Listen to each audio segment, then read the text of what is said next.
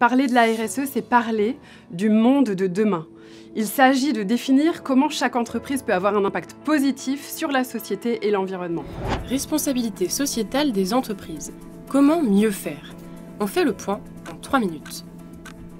Bonjour, je suis Frédérique Lelouch, présidente de la plateforme RSE, l'instance nationale de concertation pour la responsabilité sociétale des entreprises. La plateforme RSE regroupe à France Stratégie toutes les parties prenantes. Administration, entreprises, syndicats de salariés, représentants de la société civile, de la recherche.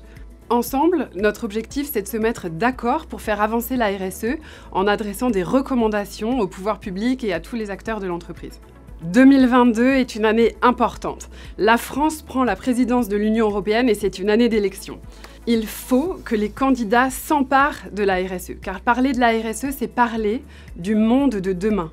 Il s'agit de définir comment chaque entreprise peut avoir un impact positif sur la société et l'environnement. En vue d'élaborer une stratégie nationale, la plateforme RSE a émis 31 recommandations. Quelles sont ces recommandations? Nous avons identifié 4 piliers. Pour commencer, l'entreprise doit être un lieu qui promeut la cohésion sociale.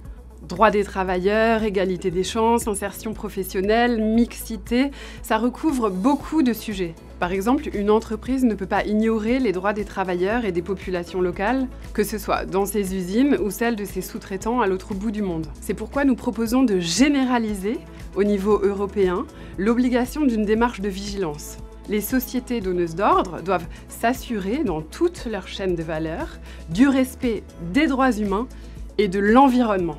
Car l'entreprise doit aussi être un levier de la transition écologique.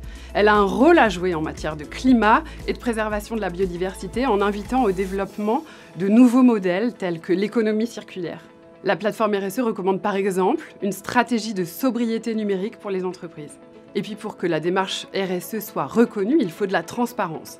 Cela peut passer par du reporting extra-financier, mais aussi par des labels. Le problème, c'est qu'il y a beaucoup d'informations, parfois difficiles à comparer, à évaluer. On propose donc d'encadrer les labels pour qu'ils reflètent au mieux l'engagement de l'entreprise. Enfin, la RSE, c'est aussi une démarche de dialogue. Ce dialogue est nécessaire pour que les préoccupations de tous soient prises en compte. Parce qu'on le sait, il ne peut y avoir de confiance que s'il y a du dialogue. Et ce n'est pas tout.